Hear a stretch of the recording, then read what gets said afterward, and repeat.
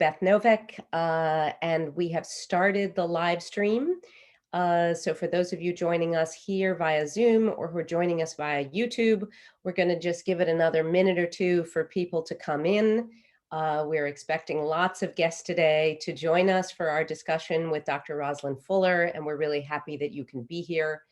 I'll start slowly with a couple of announcements, which will allow for a little more time for people to come in, starting with just some directions on Zoom and a little bit about how this will go.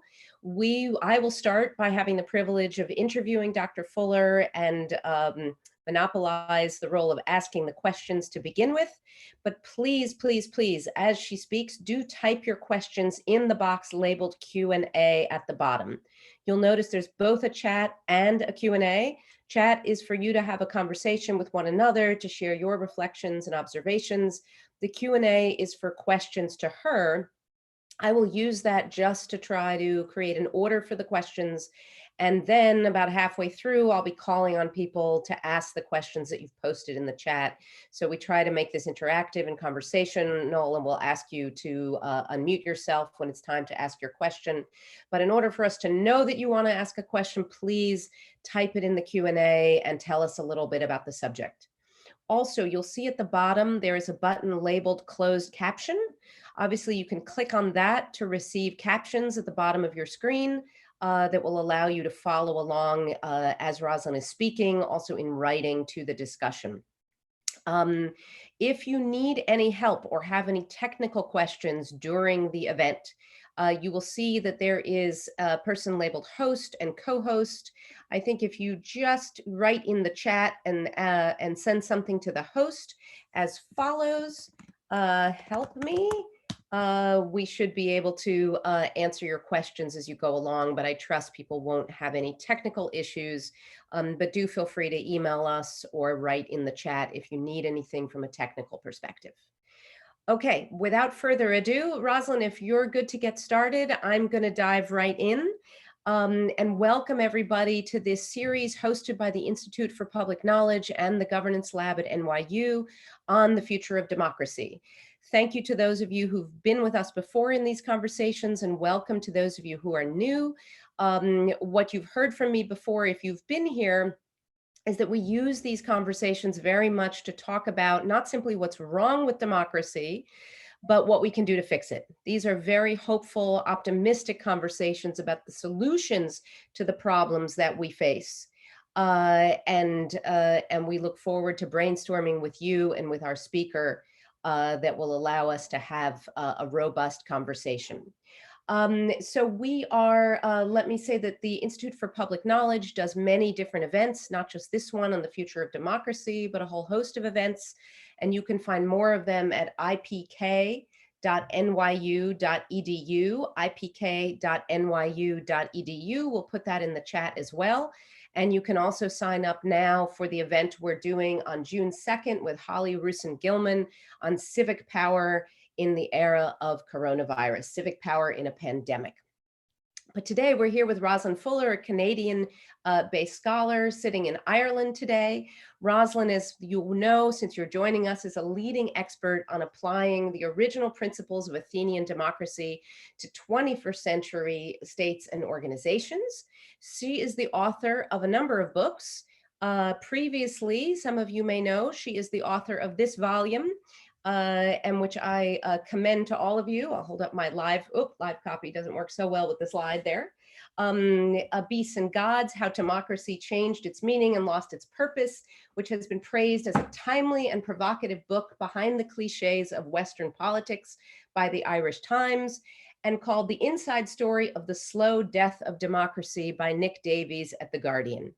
But I'm very glad here, as I said, that we're actually here to talk more positively about her newest book, which I commend to all of you, In Defense of Democracy, and to have a conversation not simply about the problems, but also about the solutions.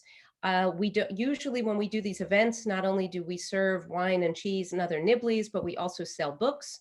So since we don't have that opportunity in quite the same way today, I'm going to put up the QR code and the link to Rosalind's book so that you can find it on Amazon.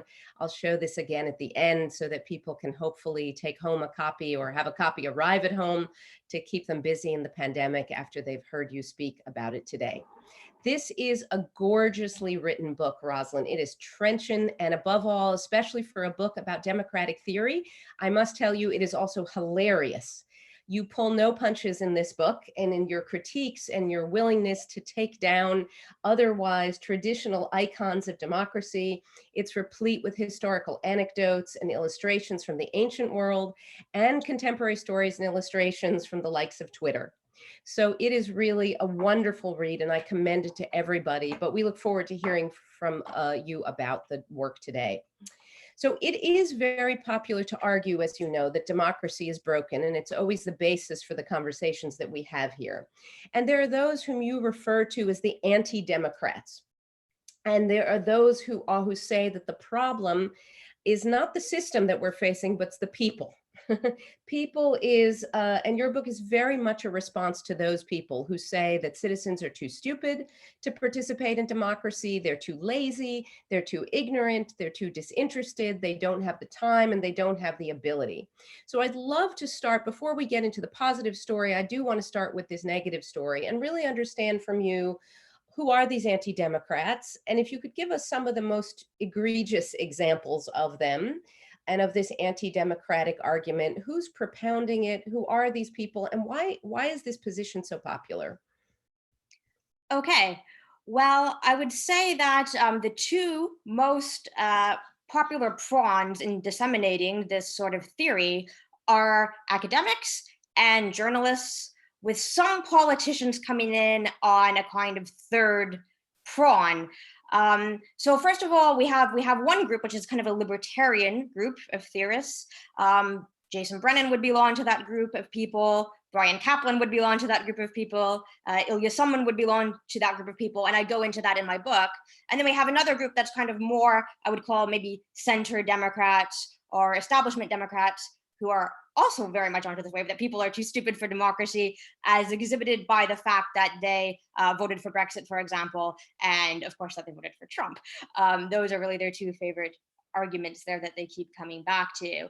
But it has something that has been propounded again and again and again, especially as soon as the Brexit referendum, which happened in June of 2016, there was this wave of newspaper articles to the effect that people were too stupid to participate in democracy. And that was why the Brexit vote had happened. And then that kind of was compounded with Trump. And we began to see books really going up the selling charts, propounding this theory.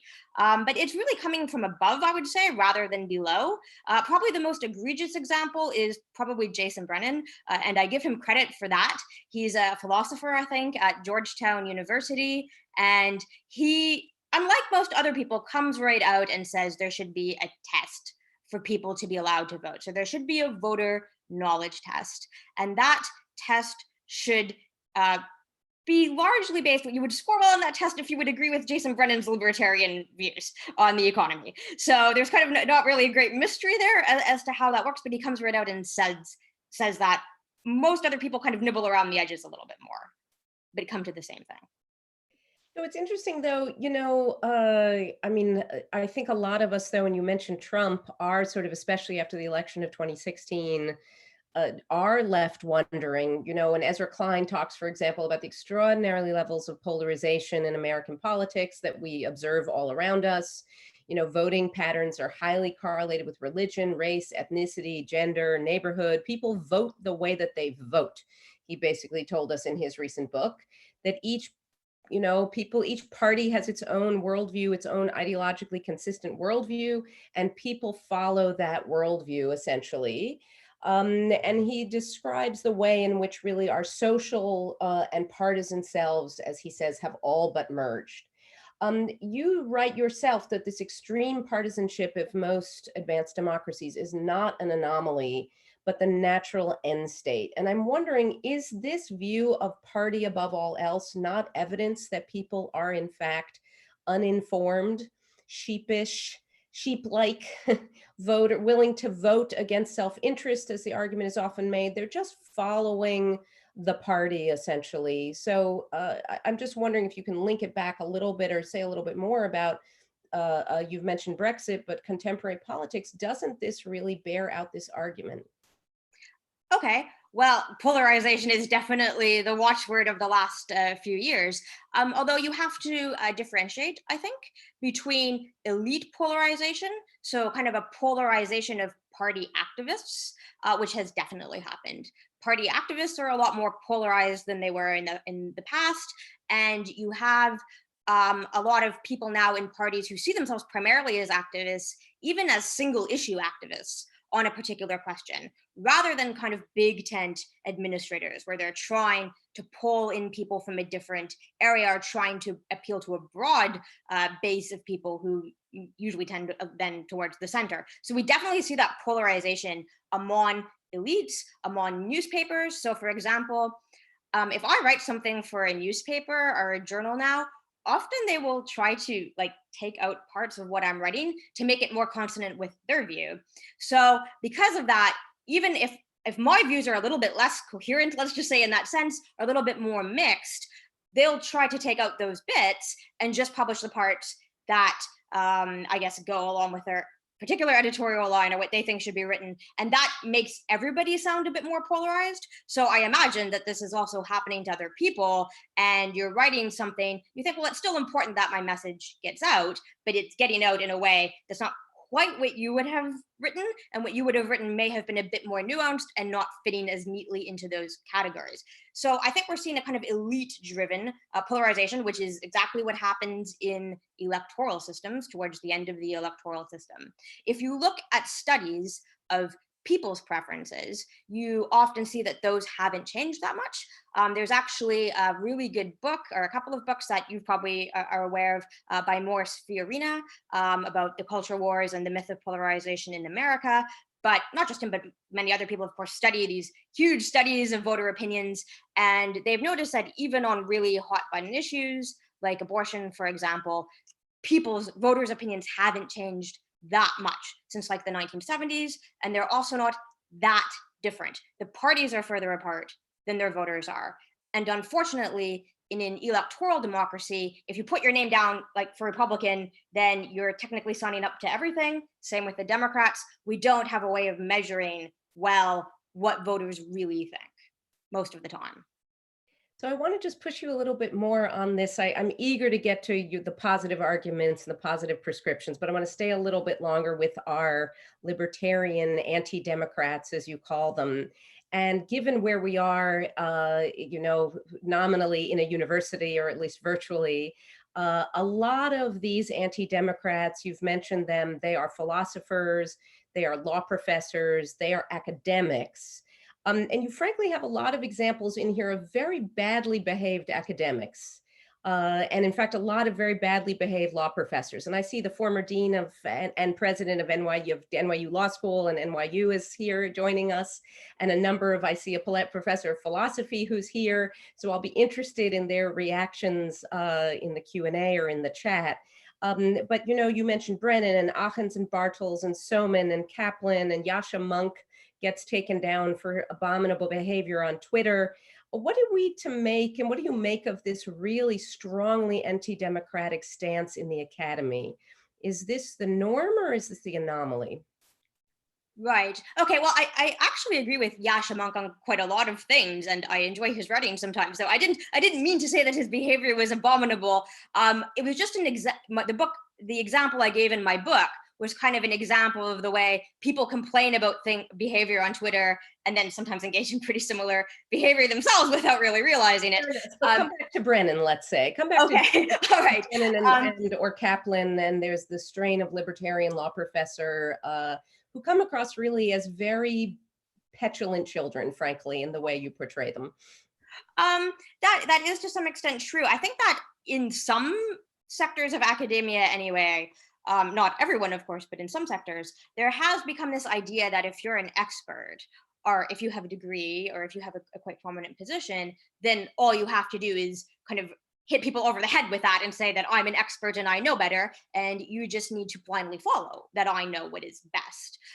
Rather than, I think, taking our position as experts seriously and saying, okay, I might be an expert. I might have gone to school for 6 years or 10 years, and I may have spent a long time studying this, but I still have an onus to explain that to people, to explain to people why I think the way I do, and to try to take those people with me, right? To trust that if I can convince them and if I can persuade them that I'm right, that I will give them something to think about, and they may follow my opinion, but they don't owe that to me just because of that. Like they still have their own brains and they're entitled to use them. I mean, to give an analogy, if a carpenter or a plumber comes to my house, they know what they're doing. But if they were just to say, I'm just doing this, go mind your own business, that would make me quite uneasy. I would start to feel quite distrustful of what they're doing to my house. But if they would explain, I'm going to do this, I'm going to do that, that's why I'm moving these pipes around, I feel, okay, that sounds plausible. It kind of calms me down and I'm more willing to listen to them. So I think there definitely is a strain in some parts of academia to view people as sheeple in a way, and to think that they have an onus, like an obligation to follow you and to adhere to everything you say just because you are an expert. So I have to push you though to tell the Sharknado story if you don't mind, because it's more in my reading, you really explain how people have gone to great lengths to make the sheeple argument, almost to a perverse degree, and the story is so funny. I just hope you would tell that one. Okay, so this is the Sharknado thing. It's a term I came up with. It's based on it. There is a B movie called Sharknado, and in a moment of particular irreverence, even for me, I decided to label this incident that Aachen and Bartels go into in quite a lot of detail in their book Democracy for Realists, Sharknado. As you might guess, it has something to do with sharks. The shark attacks that occurred in New Jersey, around New Jersey, in the summer of 1916. And these are actually the shark attacks that the movie Jaws was, inspired the movie Jaws. So what happened is that in the summer of 1916, a shark began to eat tourists on the shores of New Jersey.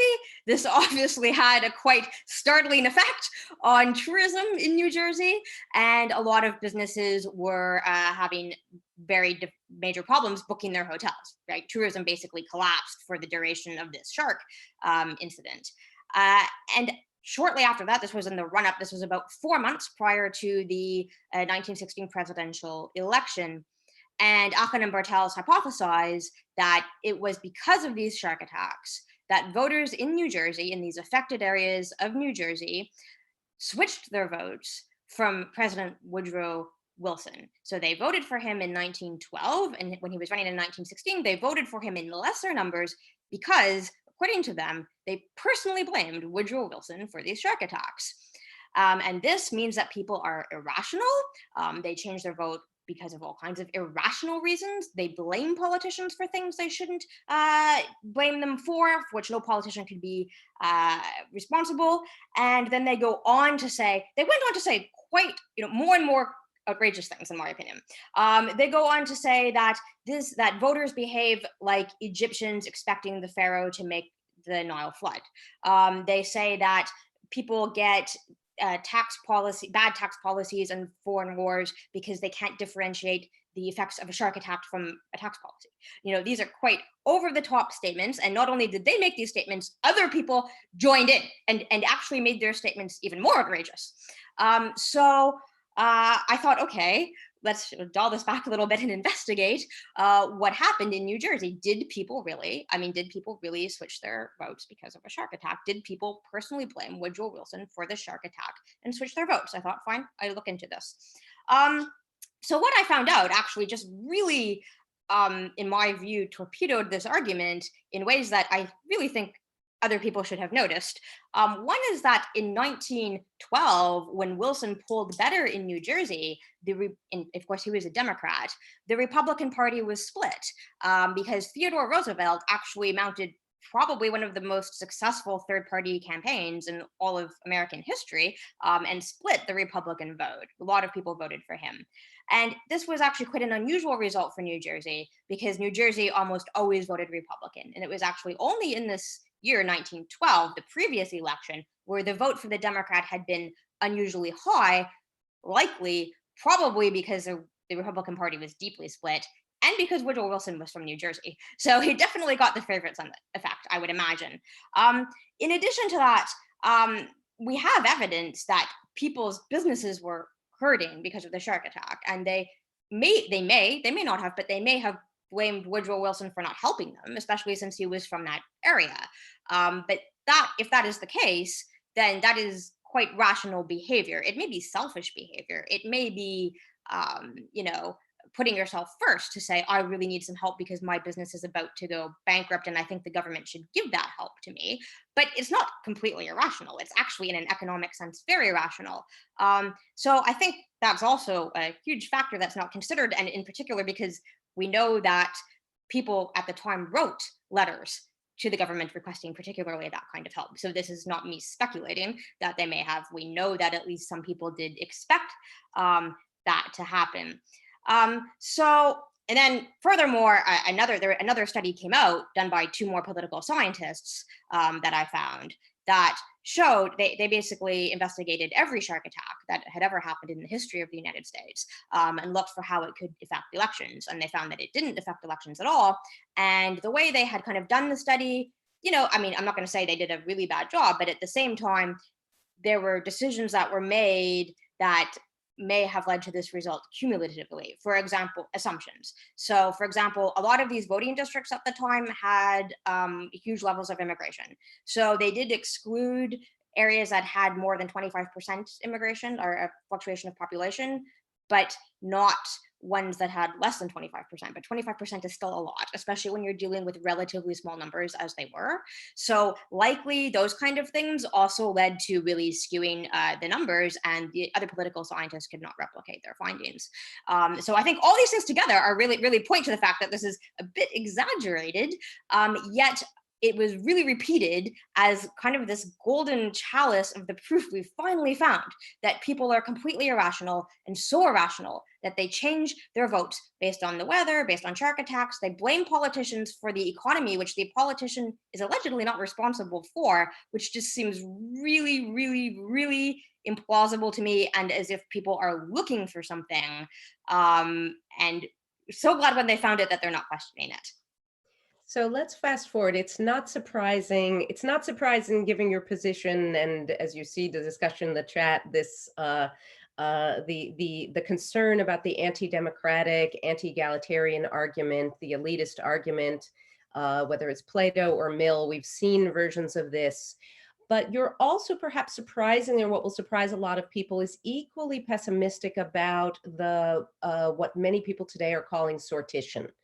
And especially as someone in Ireland, which has been held up as one of the kind of paradigmatic case success stories for sortition, for citizen assemblies, for citizen juries, I think it would be wonderful if you could tell us a little bit about why, in your view, sortition is not the answer that so many direct Democrats are hoping that it will be. And it's become very popular. I mean, I would say there's tremendous replication of the sortition model in different forms and varieties. So just curious from your perspective, you know, what are the more compelling examples, and why really is it not the panacea to the kind of democracy that we want to create in your view? Yeah, I'm in a way happy to hear you say that, because when I was writing this book, I wrote a really big section on sortition, and my editor wanted me to take it out because he said, no one's ever heard of this. So you're kind of boxing at shadows. And I said, you're going to hear about it really soon. So I feel validated in that, in having pushed back on that. Okay, so sortition, or citizens' assemblies, as it's sometimes referred to. I would say there's sort of the good, the bad, and the historical of this issue. The way we do citizens' assemblies in Ireland is actually fairly good, and I don't really have a problem with it. So what we've done in Ireland, we've actually had multiple citizens' assemblies. We had the Constitutional Convention, and then we had, after that, we've had numerous citizens' assemblies on all kinds of topics. The ones you've probably heard about are the ones that led to the same-sex marriage referendum, which came out of the Constitutional Convention, I believe, if I'm not correct, wrong. And then we have the abortion referendum, which came out of the Citizens Assembly on abortion, because previous to that, abortion in Ireland was severely restricted, very, very severely restricted, due to an amendment that was in our Constitution. So how this has worked in Ireland up until now is that the Citizens Assembly is called, there's about 100 random citizens selected to that, and they pass various recommendations. Two of those, as you know, have led to referendums with a positive outcome. One of them, which no one ever hears about, led to a negative outcome in the sense that they lost the referendum. So at the same time as the same-sex marriage referendum, we had a referendum on lowering the age at which one could be president. I voted for that. For some reason, other people didn't want to give young people a chance, and it flopped massively at the polls.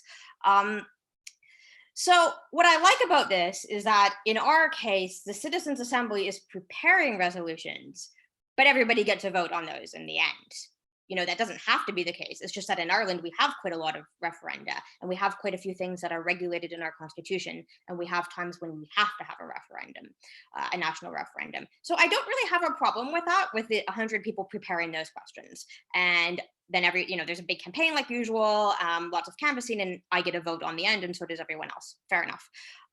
What I don't like, and where things I think kind of started to go wrong with the Sortition movement, is, again, we come back to Brexit, is when they try to use it to undermine a vote that everyone has held, like a direct vote. So a lot of people who were in favor of citizens' assemblies have come out after the Brexit referendum and basically said everyone was so uninformed. That's why they voted for Brexit. And because they're uninformed, we should not do Brexit under any circumstances, even though 1.7, they won by a margin of 1.7 million people. We need to have a citizens' assembly to find an answer. And it can't really be a matter of conflict. We're just going to find an answer that everyone's happy with somehow, which was really vague, but they really pushed this line. So this is about using citizens' assemblies to kind of reverse a vote or take away your vote, because you did have a vote previously in the referendum, and now you're not going to have one anymore. So I view that as a really fundamental, fundamentally getting in the way of the idea of one person, one vote, with a system that involves very, very, very few people. So 100 people is practically no people in a country the size of Ireland, which only has about 4.5 million residents. 100 people in the US, that's nothing. And in the UK as well. This is very, very, very, very, very few people taking part in this decision. And they're supposedly making it on behalf of the rest of the country, and people are then supposed to follow it. I really question how you can have legitimacy in that situation, because at least in an electoral system, you do vote for your representative. Now, they may not represent you. There's all kinds of ways to gerrymander your vote and make sure it doesn't count as it should, but at least the idea is there that technically you get a vote, and technically they're supposed to be representing you. I don't think it's very good to go with a situation where you're excluded from that process and you don't get to choose to be involved. You get selected, and hardly anyone's going to get selected.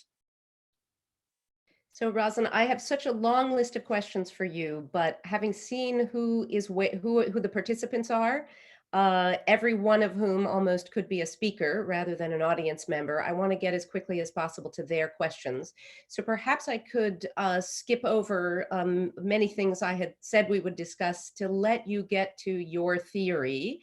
You have this very convenient last name that allows you to describe it as fuller democracy, thicker, more ascriptive, choose your term, but a democracy that is actually both more informed and more participatory and more mass-based. So this is what we're all here to find out, is the answer. And you have 5 principles, and I'm hoping you can at least give us some introduction to the 5 principles of fuller democracy, and give us some introduction to why that is what you're really excited about. And then we'll see if I get a chance to get another word in edgewise, but I'm going to shortly thereafter turn over the mic to everybody else. So just as a quick process point, if you would please put your questions in the Q&A, and when it comes time to ask the questions, we're going to unmute you and let you ask them for yourselves. so that we can actually hear from people and get a discussion going despite our large numbers. So just a little bit of a warning to folks to start adding their questions now, and then we'll go over to folks after we've heard from you about the 5 principles of fuller democracy, and we'll open up the discussion. Okay, so I arranged things according to principles because I do think we are living in a quite dynamic situation, and democracy develops dynamically in a very changing world. I know that the Athenians, when they invented their form of direct democracy, they also did so in a world where circumstances were changing a lot. And that's why I use principles rather than really concrete ideas of how things must be, because I think it's important to leave flexibility in a system. So my first principle is that there should be mass decision making. So bring decision making online, because not because I particularly love digital things, but because that's really the only way to get enough people involved in a very large country, or even a state in the United States, for example. So that would be the first thing, to bring people online and en masse and facilitate deliberation or debate, depending on what your views are on that, and decision making in a mass scenario. So mass participation is very important to prevent corruption. I believe it's really the only way to prevent corruption in the long run. Then my second principle is that there should be pay for participation. This is an idea I got from the Athenians because they did pay people to participate in their democracy. They didn't pay them very much at any one time, but it was enough to be an incentive. It wasn't as much as you would make in another job, but it certainly helped to offset the costs of taking time off work. And if we think about it, we pay people today who are MPs or representatives. There was a time when that wasn't the case. There was a time when MPs in England were not paid to be representatives. And at that time, it was very hard for working class people to become representatives. So that's another principle. We can talk about this all more in detail. A third is that there needs to be an end point to discussion. So at the moment, we have a way of discussing on social media, for example, where there's a lot of talk, but there's no direction towards a decision. So the third point is that discussion has to be oriented towards, what are we trying to achieve here? There has to be a framework goal, and there has to be a point where that discussion ends in a decision, because that really helps to focus people and makes it makes the incentive a lot lower for people just to tell each other off, because then they don't follow you. People stop listening to you if you're just nasty to them. So it kind of helps to incentivize that, I think. Then the fourth is that leadership should be informal and precarious. But there should be leadership. Sometimes when people hear about direct democracy, they have a vision that is perhaps closer to anarchy, where everything's disorganized and people are running off in all kinds of directions, and there's no focus. That isn't how democracy is. Democracy is actually very much about focus and collective decision making. But it's not a good idea to give leaders, who are often highly ambitious, driven, power-hungry people, too much security.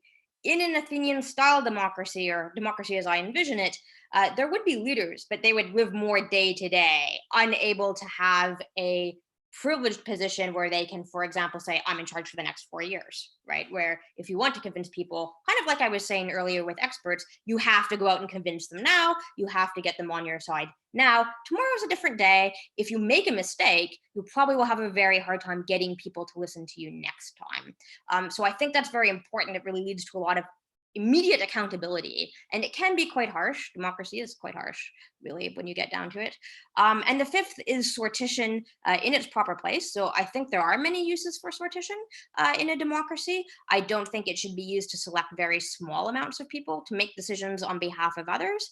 But I think, for example, that it's a great way to potentially select people to participate in local government, for example, where there's often a shortfall of people who want to participate in local government. Or in what they used them for in Athens was to select officials who were responsible for fulfilling the orders of the people. So they didn't have much decision-making power themselves, but they could work towards fulfilling those decisions and making minor decisions on the way, like how should we best do that. So I think that could potentially also be a quite interesting use for sortition, and it's one that has a historical basis. That's great. Well, I want to just ask Ani if you could unmute Rodrigo and David to start with. And while we're doing that, I just want to ask you on your first point about mass-based participation, which obviously requires the use of technology. If you could just illustrate for us a little bit, what kind of platforms are you talking about? You mentioned a number of tools that people may not have heard of, and I'm wondering, what do these platforms look like from your perspective? And are they things that are out there already, or things that we have to invent? Most of this is things that are out there already. Actually, I mean, when I first started researching democracy, I didn't intend to get into anything digital really at all. I just noticed that there was a severe problem in our society with the poor getting poorer and the rich getting richer. That was something people constantly said. While I was growing up, that the poor were getting poorer and the rich were getting richer. And I thought, how can that possibly be? Um, and I kind of gradually realized, because the poor don't have very much power, or rather, even most people, not even if you're not poor, you don't have very much power. How can you fix that? And the only way that I thought was reasonable would be by using technology. So there are quite a lot of softwares out there. I can show some brief screen slides. I'll just share my screen with you, and hopefully this won't be too terrible here. Just one second. Can you see my screen? Great. Okay. Yes. Perfect. I'm just going to scroll down and show a few things, which I hope you'll be able to see. So this, for example, is a software called Othello, which I actually used. It's a Canadian software, but I've used it to form my policy. I ran into elections in Ireland actually as an independent. So this software actually enables people to make very complicated decisions, because you can put in many different points of decision, and people can vote on a scale. So rather than just being a straight yes no vote, this is a software that allows you to say you totally oppose something, or you totally support it, or you're neutral, for example. And it allows people to comment with each other about what they think about something. And then people can also see what the outcome is here, so it's very, very, very transparent. You can see right away what the outcome is. And this is a kind of quite bland view. You can put in a lot of photos or videos or links to more information to facilitate that conversation. So that's an example of something that's been, this is 2017. It's been out there for years, and it's been used by quite a lot of people. This one is Pulco. It's an American software. This is actually a somewhat older screenshot from it. This is one from my book.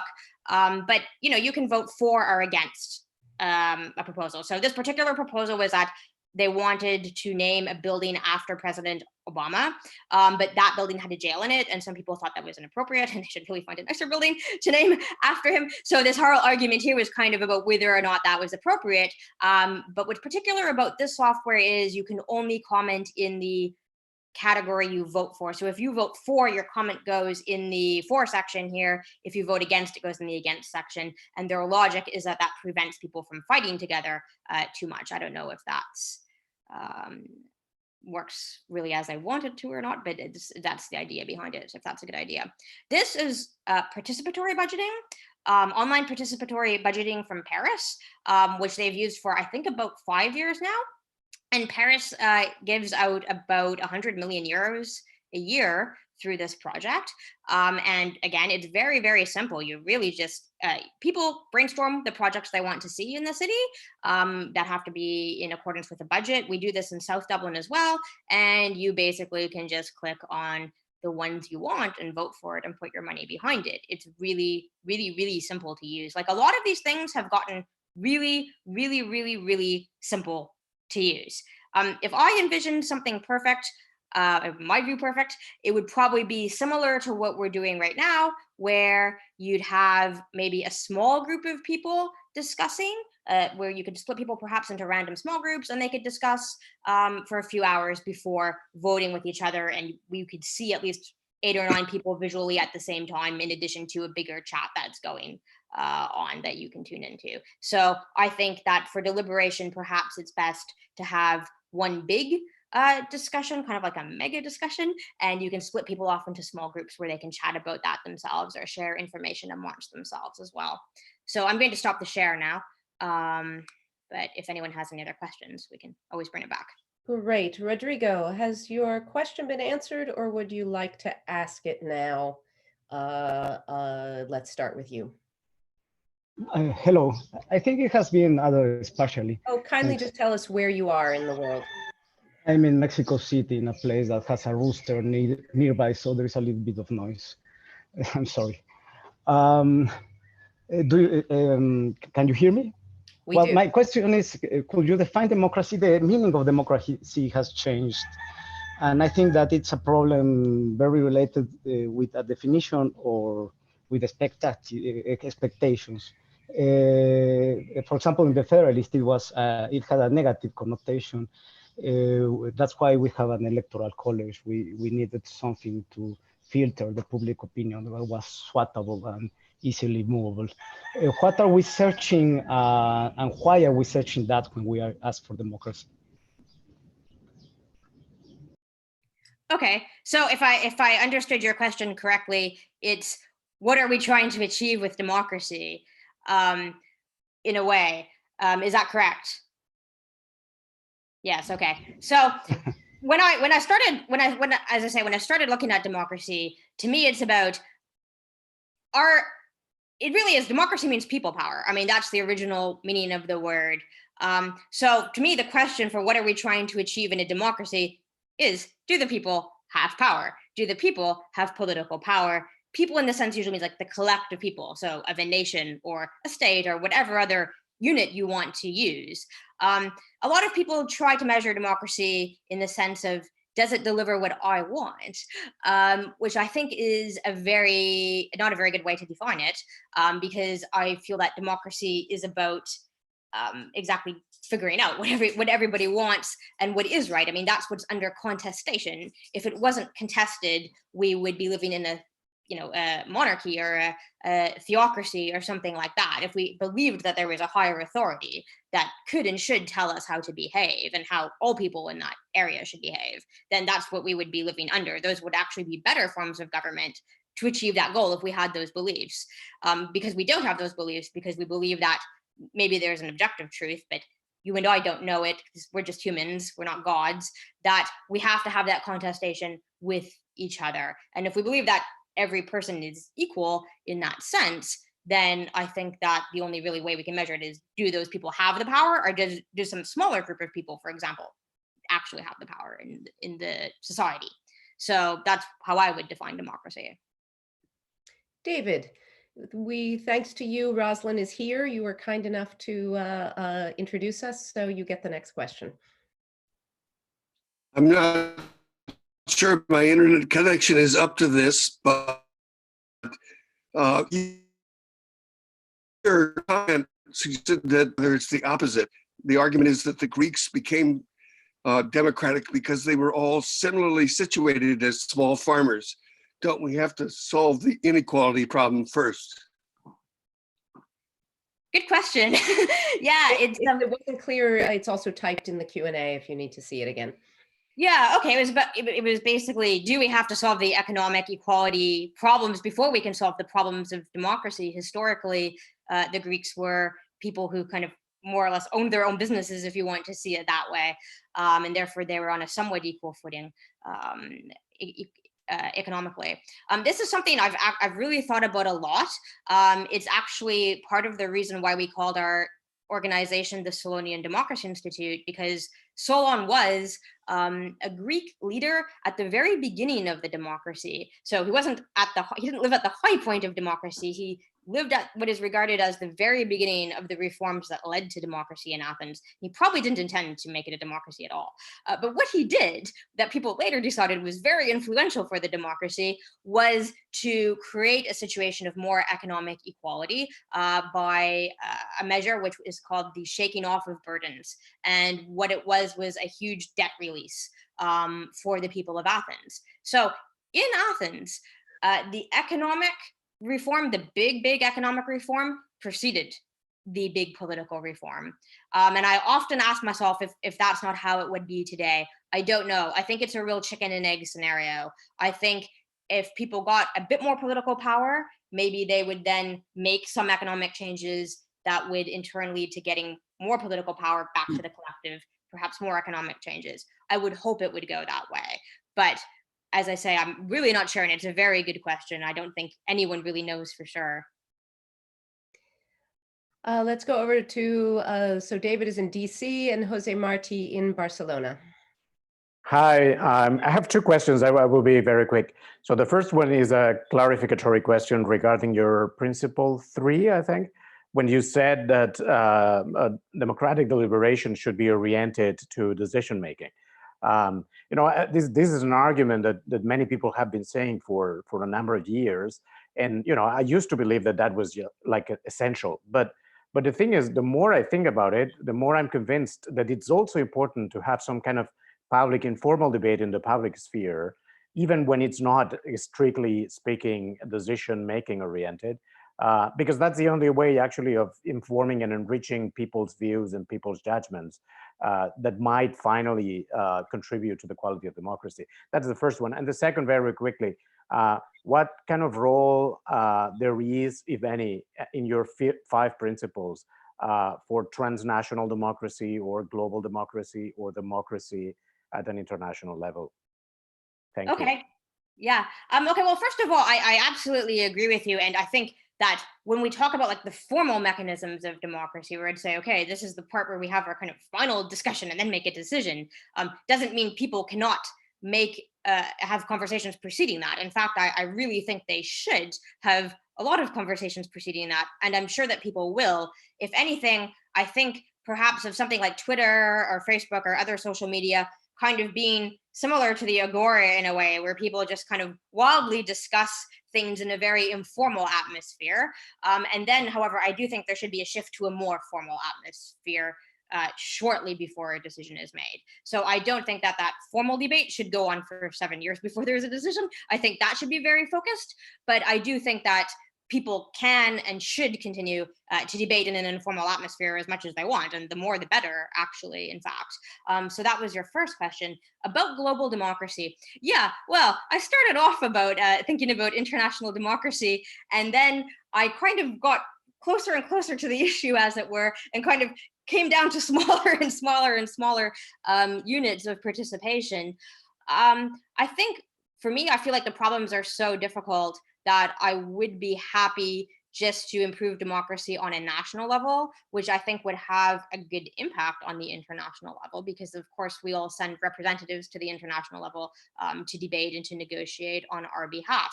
I mean, at the point where you have digital ways of communication, obviously you can open that up to cross-border participation, or even perhaps negotiating treaties on a very, very large scale, although those numbers are, of course, huge now.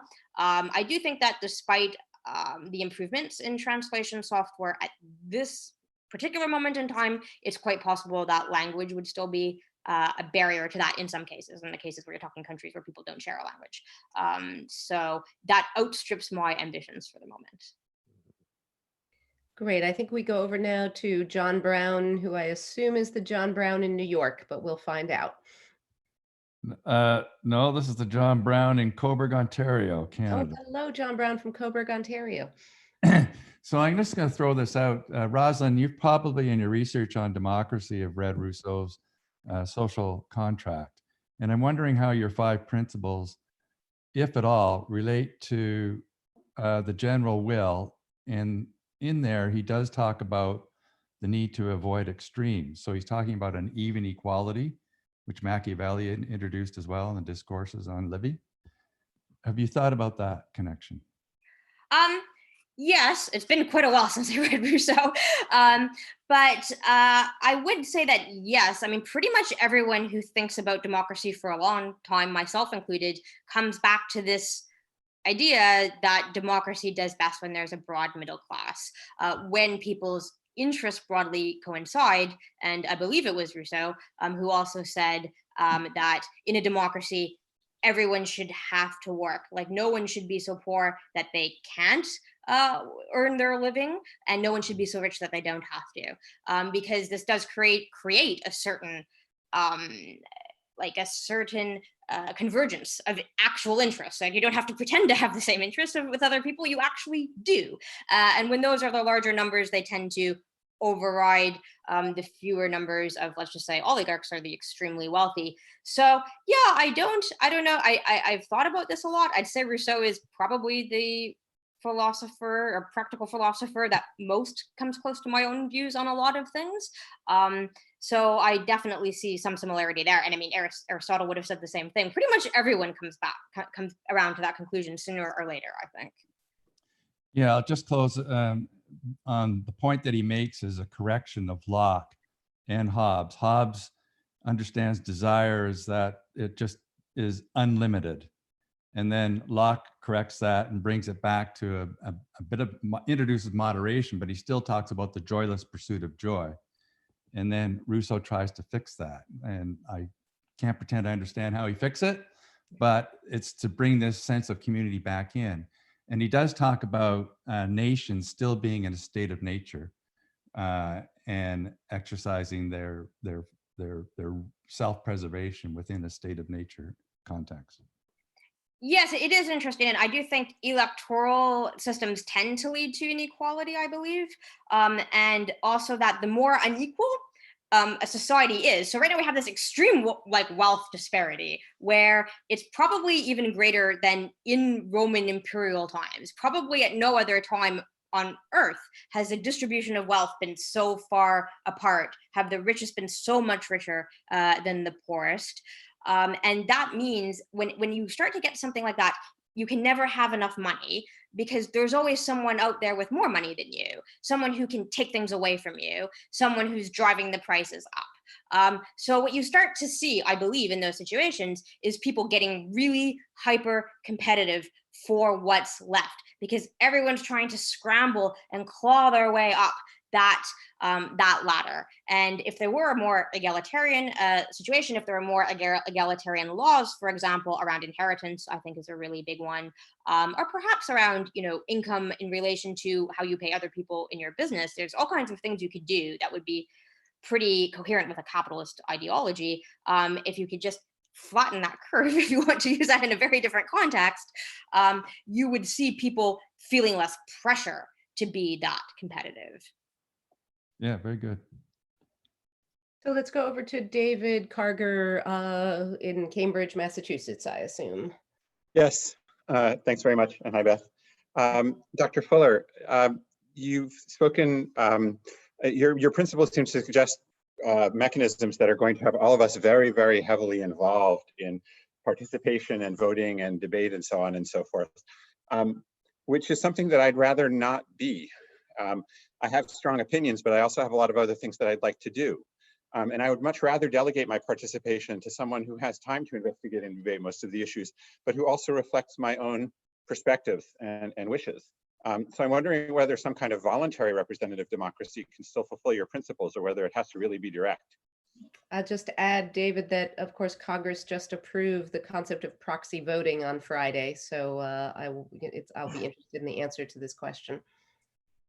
Okay, yeah, so there's actually a kind of one stream of the digital democracy group, which is called liquid democracy. So this is something that was used by the Pirate Party in Germany and some of the other softwares. For example, there's another American software called Democracy Space, which wants to use what's called liquid democracy, which is exactly what you're talking about. It means that you could delegate your vote to someone else who you trust to vote for you. And in their idea, you could potentially delegate your vote to many different people. So if you had a friend who was a medical doctor, you could say, I delegate my vote on health issues to him. Or if I have a friend who's a scientist, I delegate my votes on science to her, right? And so on and so forth. You could do that. I personally don't think it's the greatest idea. And that's because I feel that in a democracy, which you're really aiming for, you're really trying to get everyone's brain on board. And you're kind of paying for your brain to be focused on this task for this time. And that's not because everybody is going to have a great idea every single day, but it's because you're all actually checking for the plausibility of things. It's actually a lot more about democracy. In a democracy, the central assembly, if you want, or the collective is, in my view, a lot more about plausibility checking for potential issues and mistakes about what, people are putting forward as ideas. And I feel that everybody's eyeballs should be on that, and everyone should be trying to find those mistakes, which may be small but very significant. There's this story, I don't know if it's true or not, about NASA trying to launch a satellite or something, and they were doing some work with people in Europe, and they calculated in yards, and the Europeans calculated in meters, and it turned out that no one checked those two things, and the rocket misfired or ended up in completely the wrong place. So even if you're just the person that says, hey, don't they use meters over there in Europe? You're making a very, very valuable contribution. And that to me is why you have to be there in that space, trying your hardest to do that. And if you don't want to, that's fine. I don't think there's any reason people have to participate in discussions they're not interested in. There have even been referendums in Ireland that I didn't participate in because I didn't really have an opinion on them. And that's fine. That's just how it's going to be naturally. A third thing, if I can just say very quickly, is that I don't think it would be well if people delegated their votes to NGOs, because I think they would probably just collect power gradually and probably become, unfortunately, the new masters. So sorry, I'll let you go on to the next person. Sorry. We're going to be opening it up to a free-for-all very shortly, so you'll get another word in a moment. But let's give Alberto a chance to ask one of his two questions or three questions. Yeah, actually, this is Alberto Bitonti from Rome, Italy. Rousseau was mentioned, and it's very interesting that in the social contract, exactly in the place where he talks about equality as a condition, he actually says that there never was and never will be a real democracy in the strict sense of the word. And a population of gods could have a democratic government. A government as perfect as this is not for man. So he was very well aware of all the limits of his own theory, and this was well tackled by following philosophers such as Benjamin Constant or Isaiah Berlin, who talked about the liberty of the ancient compared with the liberty of the moderns. And we as moderns have individual freedom and the private sphere and the modern economic development, all things that the government is not going to mess with. Also because in Athens they had slaves who could do most of the jobs, and so the liberation was quite easy. And furthermore, in the model of the deliberation and deliberative democracy, what is the role of moderators and all those who frame the questions or the debates? Thank you. Okay, that was quite a lot. So first of all, to talk about, kind of like, if you want, the liberties of the moderns and the ancients, quite a lot of what we know about ancient Athens does not date back to like the times of Rousseau or the founding fathers. So quite a fair bit of what we know has come to light since through a lot of archaeological discoveries. So sometimes if you go back a couple hundred years, you'll find that people back then were having a very different conversation than we are today. So for example, the founding fathers of America said all kinds of things about Athenian democracy that they actually probably picked up from the Romans, and which we know today to be incorrect.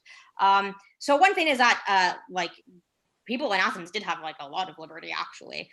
They practically didn't get, I don't know, there weren't, it was actually quite comparable to today in a lot of ways.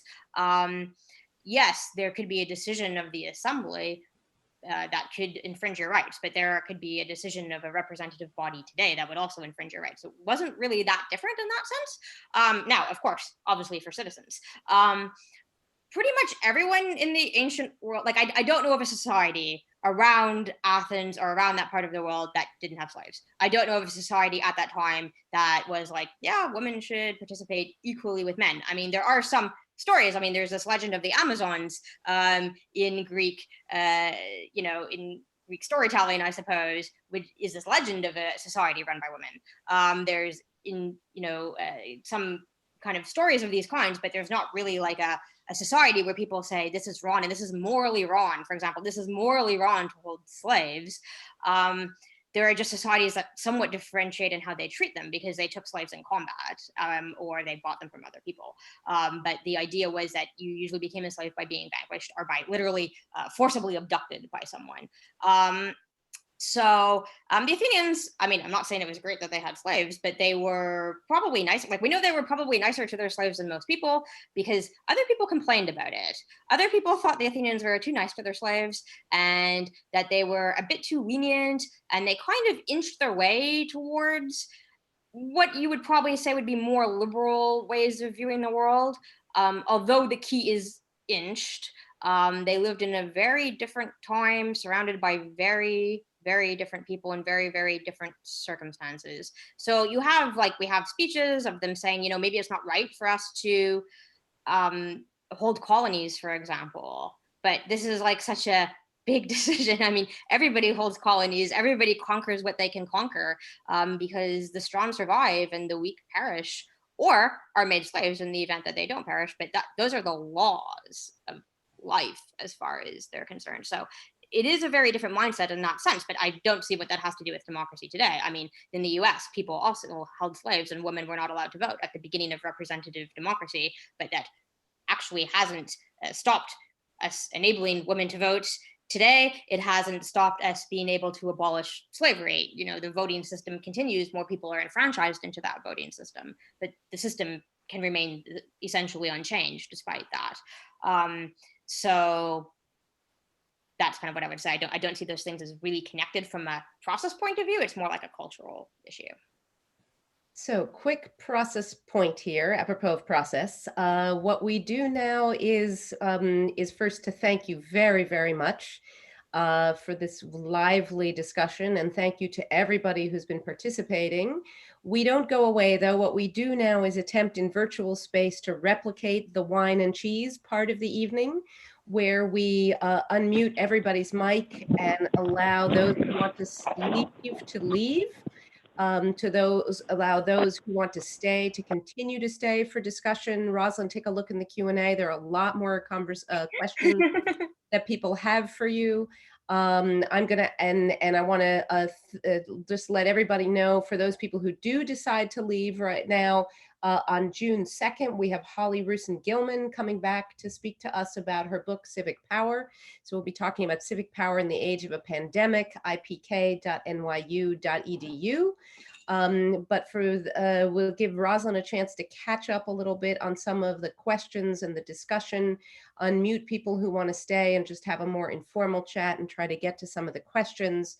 And otherwise, thank everybody for joining us. I have to say, one of the things I love best about doing this in a virtual format is what a diverse and far-flung audience we have. Not only do we have people from Rome and Massachusetts, but we even have my mother on the line. So that wouldn't happen in real space. And I'm really glad to everybody who's been able to join us today, including those who've stayed up very late in Europe. But maybe let me begin the informal part of the conversation for a moment and just